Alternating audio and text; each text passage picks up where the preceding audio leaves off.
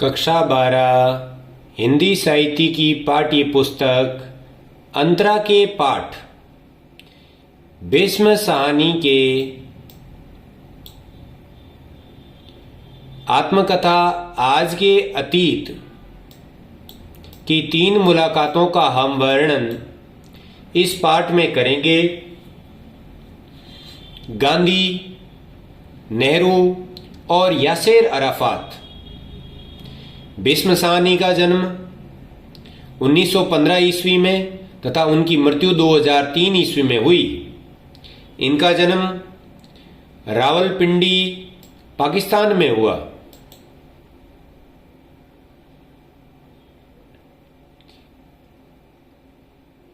इन्होंने अंग्रेजी से एमए के बाद मॉस्को में अनुवादक के रूप में कार्य किया तथा इन्हें कहानीकार और उपन्यासकार के रूप में हम जानते हैं। इनके प्रमुख कहानी संग्रह में भाग्य रेखा, पहला पाठ, भटकती राख, पटरियां, शोभा यात्रा, निशाचर, पाली और डायन आदि प्रमुख है। इनके उपन्यासों में झरोखे, तमस, कड़ियां, बसंती, मैयादास की माड़ी, कुंतो, नीलू, नीलिमा, नीलोफर आदि प्रमुख हैं। इनके उपन्यास तमस पर इन्हें हिंदी साहित्य अकादमी पुरस्कार दिया गया। प्रस्तुत पाठ इनकी आत्मकथा आज के अतीत में भारत के प्रमुख राजनीतिक लोगों में महात्मा गांधी, पंडित जवाहरलाल नेहरू तथा फिलिस्तीन के राष्ट्रपति यासेर अराफात के साथ उनकी मुलाकात का वर्णन किया गया है। सबसे पहले महात्मा गांधी की मुलाकात उनके सेवाग्राम आश्रम वर्धा, महाराष्ट्र में होती है। उनके भाई बलराज साहनी उन दिनों सेवाग्राम आश्रम में होते हैं तथा गांधी जी से मुलाकात का समय उन्हें सुबह का प्राप्त होता है। प्रातःकालीन भ्रमण के समय गांधी जी की पैदल यात्रा में बलराज साहनी और भीष्म साहनी शामिल हो जाते हैं।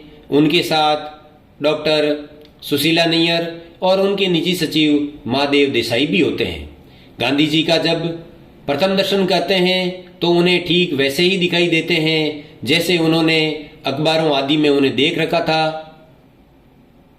चलते समय गांधी जी बहुत धीमी आवाज में बात करते हैं तथा उनके रावलपिंडी प्रवास की बातें हमारी चर्चा का प्रमुख केंद्र रहती है। भीष्म साहनी लगभग 21 दिनों तक सेवाग्राम आश्रम में रहे तथा प्रार्थना सभा और अन्य गतिविधियों में शामिल हुए।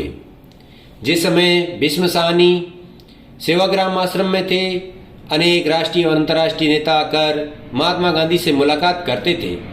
उनमें प्रमुख रूप से पृथ्वी सिंह आजाद, खान अब्दुल गफार खान और राजेंद्र बाबू आदि प्रमुख हैं। 2 प्रमुख घटनाओं का वर्णन करते हुए कवि ने बताया है कि एक बार 15 वर्षीय बालक जोर जोर से रोता है कि गांधी जी को बुलाओ, गांधी जी को बुलाओ। गांधी जी अपनी महत्वपूर्ण बैठक छोड़कर उस 15 वर्षीय बालक के पास आते हैं तथा शराब पीने के कारण उसे उल्टी करवाकर होश में लाते हैं। परंतु यह सब घटना इतनी स्वाभाविक रूप से होती है कि वो किसी प्रकार के क्रोध अथवा अपने बड़ेपन का प्रदर्शन नहीं करते हैं। इसी प्रकार एक झोंपड़ी में रोगी की नित्य सेवा तथा उसके दर्शन के लिए गांधी जी जाते हैं।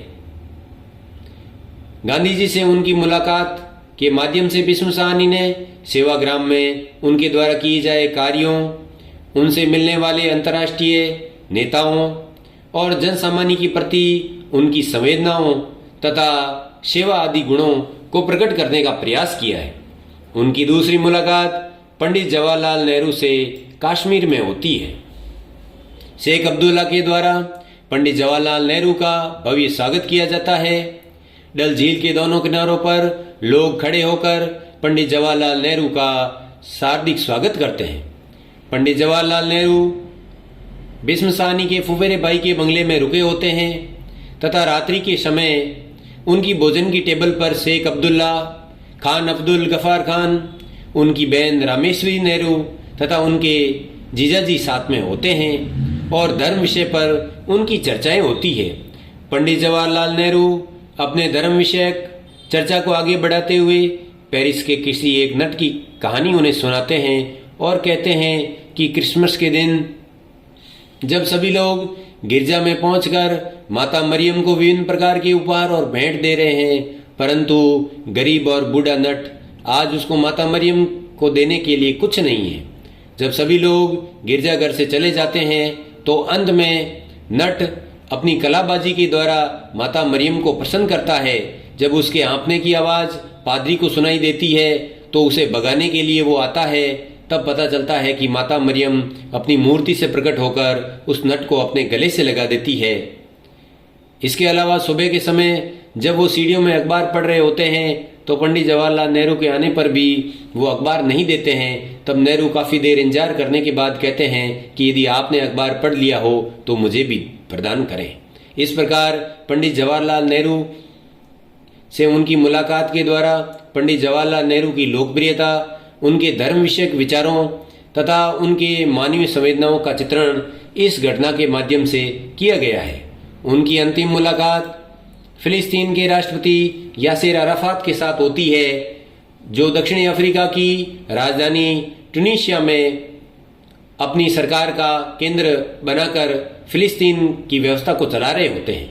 वहां पर एफ्रो एशियाई लेखक संघ की मीटिंग होती है और महामंत्री के रूप में भीष्म साहनी को वहां जाने का अवसर प्राप्त होता है। जब उन्हें किसी होटल में भोजन के लिए बुलाया जाता है तो उन्हें पता चलता है कि उनके स्वागत के लिए यासिर अराफात स्वयं खड़े हैं।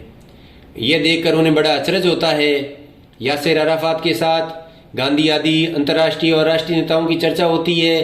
तब यासिर अराफात कहते हैं कि महात्मा गांधी भारत के ही नहीं बल्कि हमारे भी नेता हैं। इसी प्रकार उनको वो भोजन के समय फल छील कर अपने हाथों से खिलाते हैं और जब भीष्म साहनी बाथरूम से वापस लौटते हैं तब वो हाथ में तौलिया लिए खड़े रहते हैं। इस प्रकार इस प्रसंग के माध्यम से यासिर अराफात की भारतीय लोगों और नेताओं के प्रति सम्मान की भावना और अतिथि देवो भव की भावना प्रकट करने का प्रयास कवि ने इस माध्यम से किया है। धन्यवाद।